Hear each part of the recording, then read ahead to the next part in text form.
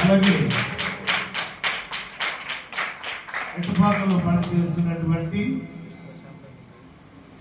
Pastor Thomas గారు కూడా stage మీద రావాలని మనం చేస్తున్నాం.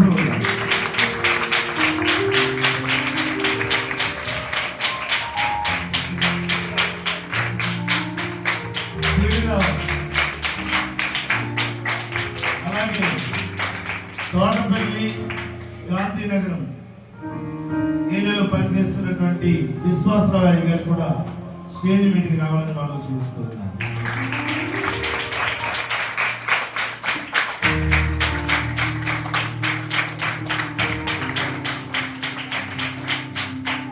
అలాగే మధ్యలో పనిచేస్తున్నటువంటి ఆశీర్వాదం గారు కూడా స్టేజ్ మీద రావాలి. ఆశీర్వాదం రైతు భాగం ఎవరైనా పాస్ గారు ఉన్నారేమో నాకు తెలియట్లేదు, ఉంటే నాకు ఇన్ఫార్మ్ చేయాలి.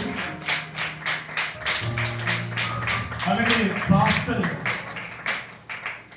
బాలరాజ్ గారు కూడా స్టేజ్ మీదకి రావాలి.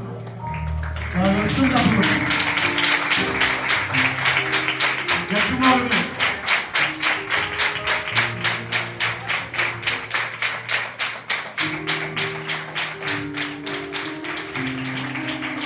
అలాగే పాటలు టీం వారు కూడా లేచి రావాలని మనం చేస్తున్నాం.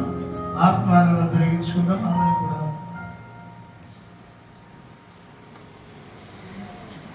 దేవునికి స్తోత్రం. నీరసించిపోయిన వాళ్ళారా, నేను మళ్ళా వచ్చాను. కంగారు పడతాను. మెసేజ్ ఇచ్చేంత వరకు కూడా నేను వచ్చిపోతా ఉంటాను, అలా తెలుస్తూ ఉంటాను. కాబట్టి దయచేసి అందరూ కూడా దేవునికి స్తోత్రం చెప్పడానికి ప్రయత్నించండి. మా రెండు చెల్లి దేవునికి స్తోత్రం. హల్లెలూయా, హల్లెలూయా. మీరు చాలాసార్లు వినే ఉంటారు, చెవు గలవాడు అమ్మా ఎవరంట చూసారా వెనకాల లక్ష్మమ్మ గారు. ఒక మాట చెప్తాను వినండి.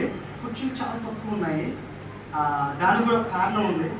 వాస్తవం ఏంటంటే చర్చిలో అందరికీ కింద కూర్చొని దేవుడు ఆరాధన చేస్తారని అనుకున్నాను. నేను నాకు చెప్పకుండా భలే తీసుకొచ్చేసాను లోపలికి చేసి.